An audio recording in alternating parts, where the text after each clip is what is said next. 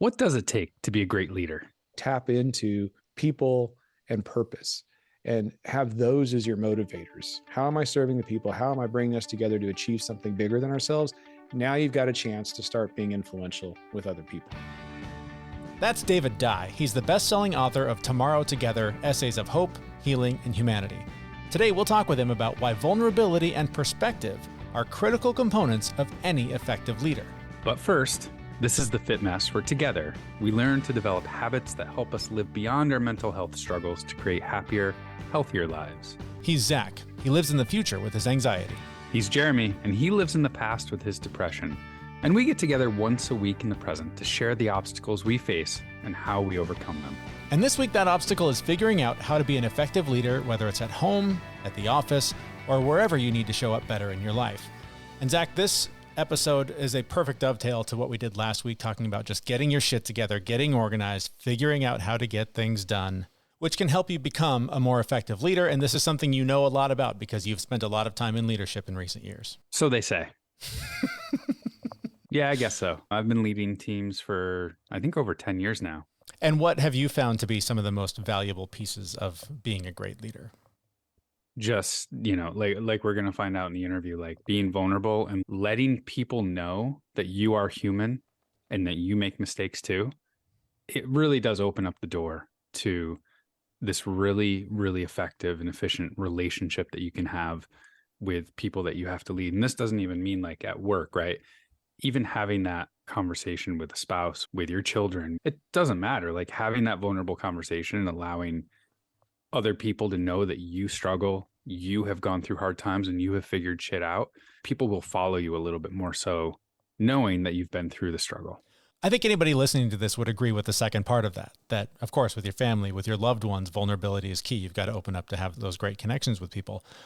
For some people, and maybe you've seen this in your work experience, the idea of being open, vulnerable, sharing your feelings, sharing your struggle in a corporate work environment, up until very recently, I think, would have been not only unusual, but frowned upon to bring your personal life. It was always a lesson, right? Don't bring your personal life at home. We don't have some room for that here. This is work. I disagree with that. I mean, I have years and years and years of having one-on-ones with my team members, with them spending half of the time in our one-on-ones telling me about personal struggles that they're having, not looking for advice, and I'm not helping them, but I'm just sitting there listening, and they unload, they vent. And those were some of the best people that I ever had on my team because they had half an hour to go in and be totally unjudged and just unload all of their problems, all of their struggles. And they'd walk out and they'd be like, oh, okay, well, I guess I can get some work done now and I don't have to worry about that other stuff. So I mean, yeah, I guess typical corporate environments, it wasn't okay for a long time. And I think it's starting to become okay. But I've always been that guy. I've always listened, but I've also always dumped all my problems on my boss as well. Was that always well received? Up until one boss. And I think we spoke about it, the boss that I had about a year and a half ago, where I just ended up leaving because he was, I won't go into what he was, but let's just suffice to say that I can use some 4-letter words to describe this gentleman perfectly. I completely understand. I've had bosses too, where I've tried, like as a, I guess what subordinate, I don't know what the right word would be, but someone working for someone else, I would try and minion. Oh, what is it? A minion? A minion. Minion. Yes. A barely, no, I'm not even going to say hardworking minion. A showing up minion would try and go to bosses with, hey, I've got this personal thing that's going on. And it's funny because there are some that are just like wide open to it and they've got space for it and they can hear it. And then there are some that are sociopaths that just look at you dead-eyed, like you're speaking another language. And so I know, as someone who has had to try and relate to leaders, to my managers, that having that open door, knowing that that is a safe place to go with that stuff so that it has a place to land so you can be a more effective minion was always incredibly valuable, because I would try to get help from the others. And just when you get that dead stare, you're just like, you don't care. I'm a number. Where's my check? Thank you. See you Monday. Yeah, no, I've been in so many situations where, that struggle that somebody's going through as their leader, I've been able to afford them some leeway to take care of whatever it is that they're going through. And I won't speak into any details because might get in trouble. But, I've gone. What are their like, names? against- What are their social security numbers? Where can we call them? Well, no, like I've gone against company policy a couple of times. Like, in another country, somebody had to go get help because they actually had something happen physically to them. Right. And the law was that they were supposed to use all of their vacation time and then go on the equivalent of short-term disability. But I just kept them fully on the books, paid. They didn't use any of their vacation time, nothing. I just kept them on for like 2 months. Yeah. And told HR that they were still working. So you were a human being about it. That's very generous. They continued to get paid.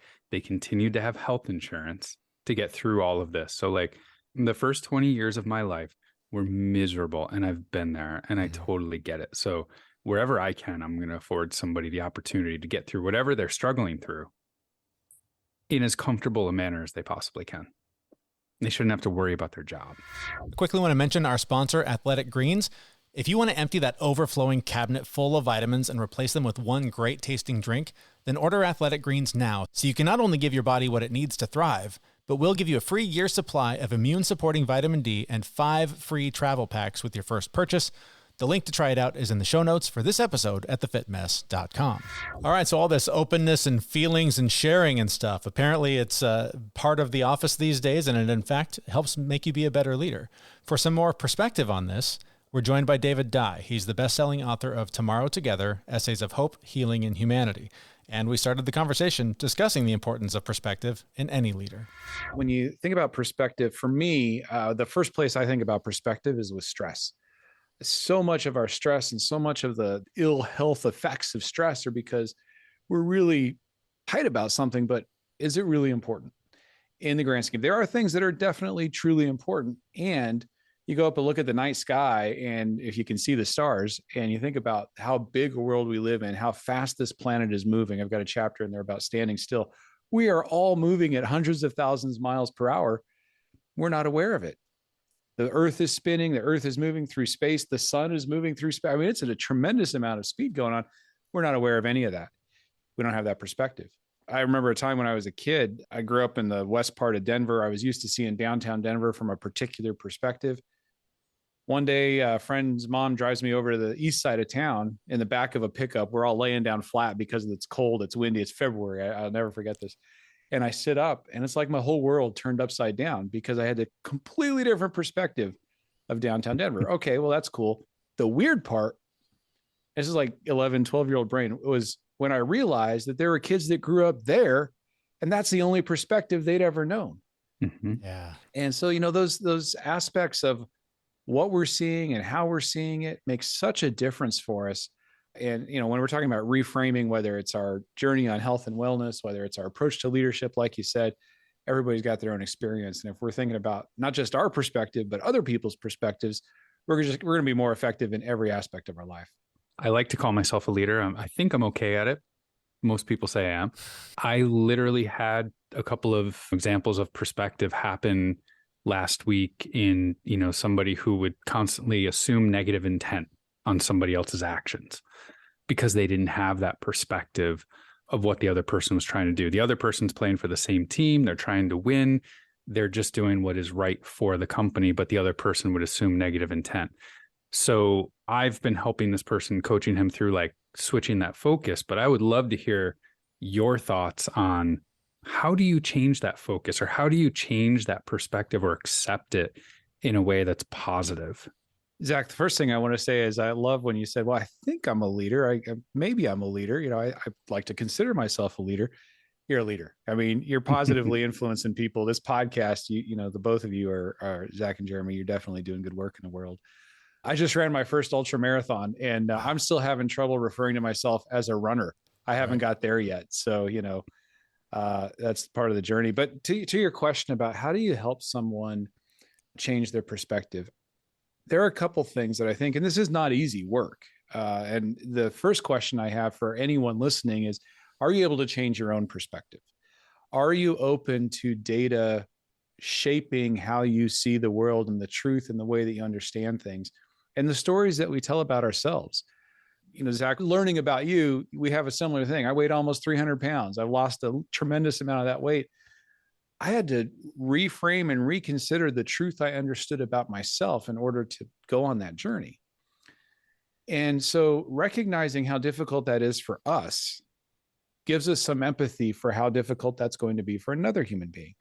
And so building that relationship, I call it reflect to connect, where connecting with the emotion of what we're hearing from another person. It sounds like you're really frustrated, you're excited, you're sad. Can we make that emotional connection first so that the person feels seen, feels heard, and then we're able to start to go on a journey together. Then from there, it's curiosity. I'm not trying to overturn their mental models and ways of thinking. I want to start where they are and start asking questions and getting them thinking, is it possible that this person could be approaching it this way? Have you tried doing this? What do you think might happen if you were to go about it this way? And I've had some really, really awesome successes with leaders that I've been coaching and developing and working with over the years who have made some of those transitions and really fundamentally changed their way of looking at other human beings. And I've had those who didn't, who didn't want to do that work, or it was too painful, or it somehow called into question something that a core belief that they didn't want to deal with. And that's okay. That not everybody's willing to go on that journey, but the first place to help maximize our chance of success, can we connect at that emotional level? And then can we get curious? Where are they coming from? How are they seeing? And then can we start introducing curiosity into their thought processes and the questions they're asking? This is just striking me because there's so much of this is what I think is causing a lot of division for people right now, and not being able to relate to each other, is that lack of perspective, or that lack of curiosity or willingness to open up and question our own beliefs. Yeah. So how do we, I guess first, why do we get stuck there? Why do we cling to these beliefs, and how do we start to pry them? I'm stuck here because I feel like the person who's clinging to it doesn't have a desire to let it go or to question it. So let's start first, I guess, with how do they get stuck with that belief that keeps them locked where they are? Yeah. If you were to choose a theme of Tomorrow Together, really, there are so many different aspects of answering this question, Jeremy, coming from different ways of looking at it. There's a comfort level that comes with the security of knowing what we know. It's human nature. That confirmation bias, it's a real thing. It is comfortable for us to know what we know, and it's comfortable for us to accumulate the facts that support what we already know and interpret what we see in light of all what we already know. It's uncomfortable to do that differently. But what can make it more comfortable is relationship. And so one of the principles for me, and I think anybody who we care about the future of things, part of what we have to do is recognize that other people, for the most part, I grant you there are that minuscule percentage of exceptions, but other people did not wake up trying to think about how to ruin your life. They woke up trying to figure out how to survive and make the best of their life. I like to say, you're not the center of anyone else's universe. Mm-hmm. I mean, maybe you have a dog. If you have a dog, you might be the center of their universe. But, otherwise, no, you're not the center of anybody else's universe. They're trying to do the best they can. So starting with that level of empathy and recognizing, okay, they're on the journey they're on. And then where does the polarization, where does the isolation, where does all that come in? Part of it's fear.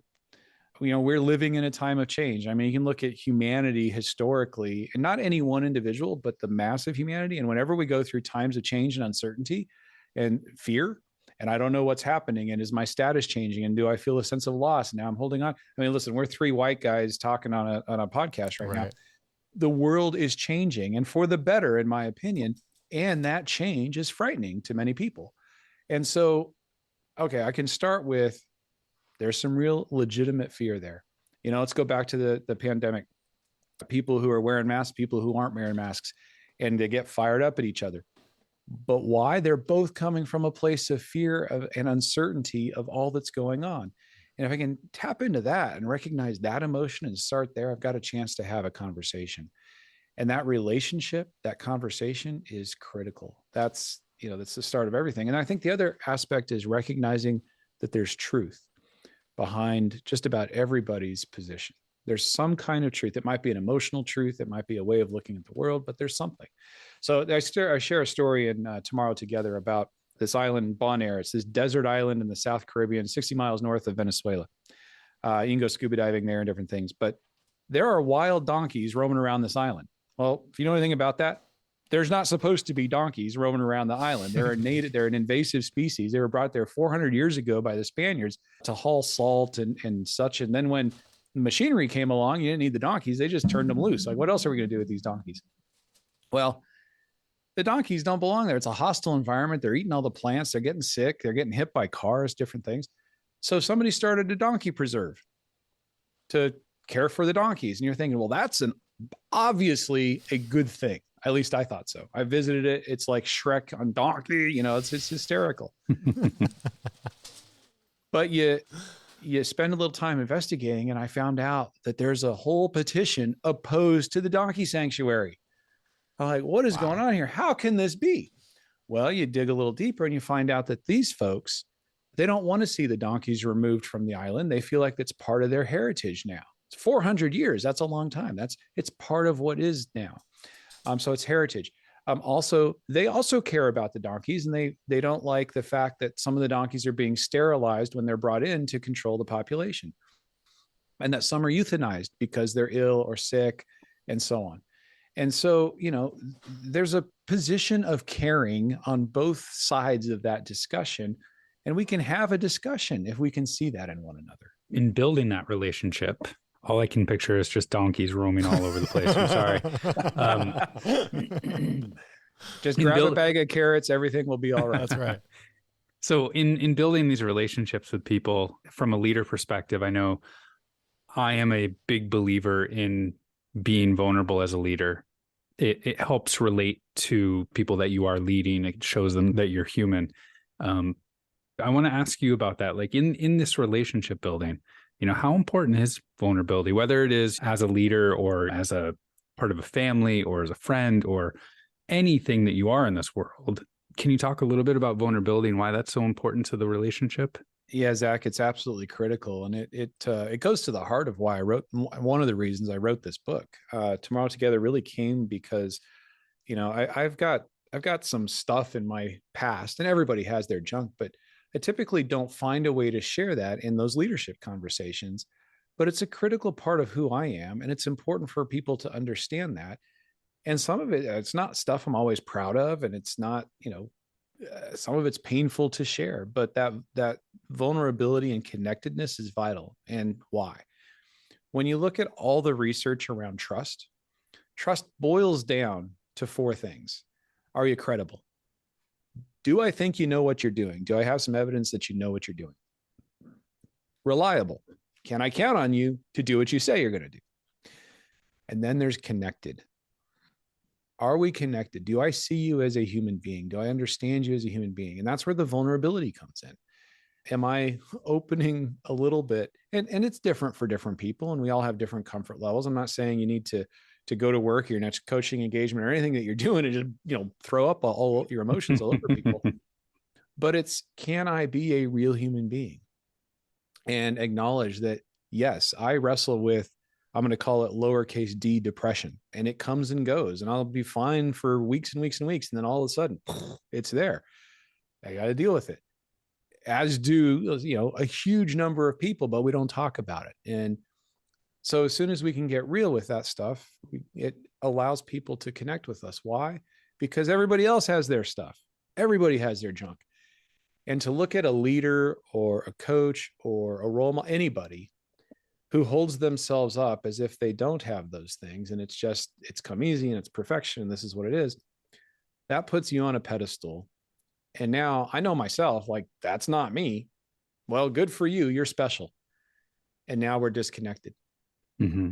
But if I can be vulnerable and make that connection, and, I think a friend of mine, Jessica Pettit, she says she likes to pair vulnerability and authenticity.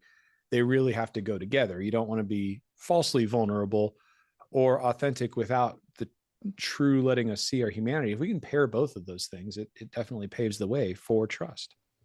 You shared a little vulnerability with us there with your own battle with, as you said, lowercase d depression. And we get asked about this a lot too. So I'll ask you, because I feel like it's something that you can help us with, is as men, right? Again, here we are, 3 white guys talking about our feelings. Doesn't happen a lot outside of podcasts. Why is that? Why is it tough for men to open up and share what's going on inside? Oh goodness. I mean, where do we begin? There's a long list of reasons that go back. I mean, the society and the values that we live in, like all of it came from somewhere, right? And sometimes for good reasons. Another friend of mine, she says, none of us have the habits we have because we want to suck. That's a good point. Right? We have the habits we have because they helped us to survive. For me, holding on and keeping some of my feelings out of the conversation made it a lot easier to work through some difficult parent situations when I was a kid. All right. So we're just going to be real, like go to therapy or whatever. Like that's real. And so I learned some ways of being that were like, ooh, don't do that. That has some really tough consequences there. That served me, but it built some habits that don't serve me as an adult if I want intimacy in my adult male or female relationship. Doesn't matter what kind of relationship, but it's not going to serve me if I'm not able to go there. So recognizing that individually we all have whatever we have because of our upbringing, our family, or all of that. But then also we live in a society that reinforces some of those norms, and in the locker rooms that we lived in, or whatever that might, or the friends we had, or whatever it might be. I mean, I remember in seventh grade, my best friend from middle school, we are still good friends just on this weekend. I mean, he lives across the country. And somebody asked me, like, how did you meet that guy? I'll tell you, the friends I had in seventh grade poured milk in my lunch. I said, I'll take a lot of crap, but you do not mess with my food. And I picked up that lunch tray and I looked around the lunchroom and cafeteria and I said, well, that kid's talking to the science teacher. I don't see too many kids doing that. That's interesting. I went over and said, hey, can I sit here? Decades later, still good friends. That's shocking. Middle school generally is just easy breezy for everyone, right? I've never heard of such a thing. So easy. But we assume those things. Yeah, it's just easy breezy, whatever. But we all have that story. Somebody poured milk in all of our lunch, or whatever it was for us. Oh yeah, I may have one or several stories like that from school. I don't really have anyone from school that I have a lifelong relationship with. I think that has a lot to do with like that vulnerability that I've always been very sensitive. Jeremy and I met later in life and we were able to develop a really good relationship based on vulnerability. But I'd love to dive in a little bit deeper to that and maybe ask about a couple of examples that you might have, like as a leader, being vulnerable and how it helps. The first thing that comes to mind, Zach, is when I was an executive, I had an individual, I had a team leader, an area director, like a director level position, who I had promoted into that role and realized through a series of feedback I was receiving from the team, difficult things I saw happening, he was not in the right role and he was not being responsive to the feedback he was getting. He was not changing his behavior to warrant staying in that role. And he was causing a lot of damage to the organization and to some of the people on the team. But he was also very well loved by some of those team members. I decided to make a change and it was my responsibility. No one else was going to make it. So I made the change, took him out of the role and moved another person in. And the entire team, there are about 10 people, direct reports of this guy. Basically, at about 4:30, 5 o'clock at the end of the day, had caught wind of what was going on and all came to my office together and basically asked me in the firmest of ways if I'd come down to the conference room and talk with them. And by talk with them, they meant yell at me for the better part of an hour. And they were in such pain because they were losing this guy that they really respected, they liked. He was awesome. I liked him. He was fantastic to hang out with, but his leadership was limiting the team and damaging some of the folks on the team. And as they challenged me, that vulnerability part, where I'm going with this is, you're talking about a specific example. I had no question I made the right decision.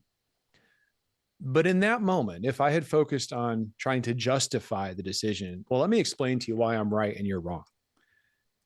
Forget it. There's no chance that would have persuaded anybody. Mm-hmm. What they needed was to feel heard, to feel seen, to have their pain recognized. And with that, then to still understand there were some good reasons to make that change. And once I acknowledged that and was almost said, listen, I'm not going to stand here and tell you that I couldn't have done this better and I could have communicated it differently. And out of respect for him, I never would have had those conversations with you. And if you're ever in that situation, no one else is going to know about that either. Like, that's just how this works. That said, I recognize you're hurting and I get it. And so not being defensive about that and then asking, can we go on this journey together? I know you're hurting, and can you trust me a little farther? And can we go on this journey together? And we ended up making the transition. And the leader who ended up in that role ended up getting promoted again with all of their backing. And they championed him for the next role. And it was a good change. But, you know, that kind of conversation, I think when we're talking about vulnerability and not getting defensive and being able to show up with connection and curiosity, it just makes a huge difference. What I like about the stories you're sharing here and that you share in the book is that they do lean in heavily to those very topics: vulnerability, curiosity, all these things that apply beyond leadership, beyond the office, beyond whatever people do for a living. And so you talked at the beginning about the actionable steps that you offer to leaders. And so I'm just wondering if there's 2 or 3 things that you could mention here for someone who's listening, who wants to step up and be a better leader at home, better leader at work, in whatever aspect of their life. What can they do right now to start getting themselves on that path? Yeah. So, you know, in Tomorrow Together, it's interesting because that book, it's really, these essays of hope, healing, and humanity is really geared to asking questions and having us stop and reflect and really do some soul searching and think about things differently. But when it comes to leadership, like, one of the places I always start is, why are you choosing to lead? I think this is one of the most fundamental questions we can ask ourselves. I think of 5 P's. There's people and purpose. Like, I want to lead because I'm investing in the people, supporting the people, and the purpose. What are the results, the objectives we're trying to achieve in any team? And those are really strong reasons to lead. In fact, both of those, if you can combine those, are about as strong as it gets. The other 3 are power, pride, or prestige, and the purse or pennies. So, you know, money, power, and pride. And listen, we're human beings. I have those things. You have those things. I want money. Money's good. I can do good in the world with money. I'm not above liking pride and feeling that sense of status at different things. But the reality is, power is an illusion. You don't have power over other people. That's an illusion. You can influence, but you don't have power. The money is never going to be worth the headache, heartache, and responsibility. And that's just life. And in terms of pride or prestige, the letters after your name are never going to fill the need for status or pride that you have. That's got to come from inside. So if you're choosing to lead from those latter 3, you're going to have problems. If you're already there, or that's what got you there, time to reassess. And how can you tap into people and purpose and have those as your motivators? How am I serving the people? How am I bringing us together to achieve something bigger than ourselves? Now you've got a chance to start being influential with other people. So we call it landing in the and. Like, how am I going to focus on results and relationships in everything that I do? From there, the second thing I would say, clarity, clarity, clarity. Number 1 problem that we see in any organization, any leader, you're having trouble. You probably don't have alignment about what success looks like and what I need to do as a member of this team in order to contribute to that success. So if you can get that kind of clarity and people know that you care about them, that's 85% of the battle right there. And the fun part is the next 15%. All right. Well, with that, we are about out of time. Where can we learn more about you and your work and your great podcast, by the way? Oh, absolutely. So the name of the show that I host is Leadership Without Losing Your Soul. And so that's the website, leadershipwithoutlosingyyoursoul.com. Tomorrow Together is available wherever books are sold, Amazon, Barnes & Noble, IndieBound, et cetera. And you can come to letsgrowleaders.com to learn more about our work and the work we do with leaders, or the book, or anything else. We've got tons of free resources for you. Well, thank you so much for your time. I appreciate you being on the show with us today. Is there anything that we did not touch on that you'd like to leave us with before we wrap things up? My final thought would be The Mountain Always Wins. One of my favorite essays in Tomorrow Together is a story of climbing Colorado's 14,000-foot peaks. And, we set out with good intentions, but we all have to maintain the humility that We are a very small human being in a very large universe. And to maintain, back to our initial conversation, that perspective will always serve us and help us stay on an effective path. Our thanks to David Dye, author of Tomorrow Together, Essays of Hope, Healing, and Humanity. You can find links to him and his work in the show notes for this episode at thefitmess.com. And I love the perspective of asking yourself why you would be a leader. I know I had a conversation the other day with somebody and was like, hey, leadership is not sexy. It's not fun. So if you're going to do it, you have to do it for the right reasons. And if you're not doing it for people or purpose, like you said, it's going to be really hard. For me personally, like I want to give back to the community. I want to help other people grow in the same way that other people helped me. So, leadership is really, it's very close to me. But if I was just out for the money and people were numbers and widgets, that would be horrible. Yeah. His other advice about just getting clarity and figuring out whether it's for your family or for your office or whatever situation you're trying to lead in, figuring out what does success mean to that team or to your family, and then really examine how you can contribute to it. And as part of getting clarity, right? Prioritizing what's important. Some of us get caught up in busy work that's not actually important. But going back to our last show, make sure that what you're doing is actually important and not just urgent. And then finally, as we've put a really fine point on, vulnerability is such a key these days to being an effective leader, whether it is with your team at work or with your family.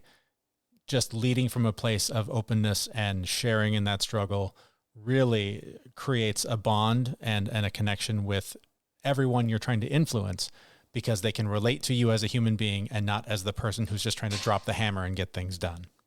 Again, I don't like speaking about this part of my life, but I am. Wait, are you about to get vulnerable?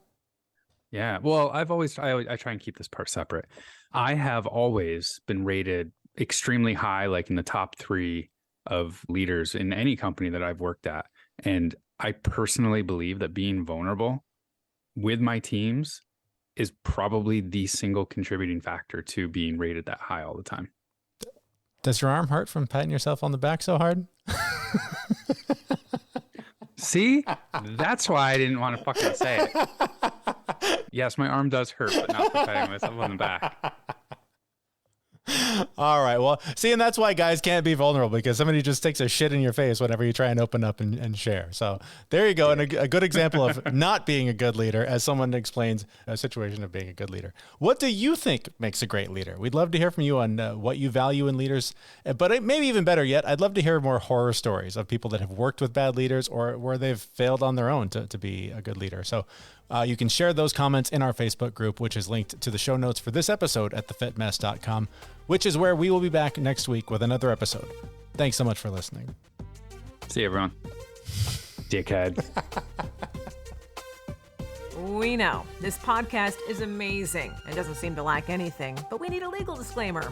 Prior to implementing anything discussed in this podcast, it is your responsibility to conduct your own research and consult your physician. You should assume that Jeremy and Zach don't know what they're talking about, and they're not liable for any physical or emotional issues that occur directly or indirectly from listening to this podcast.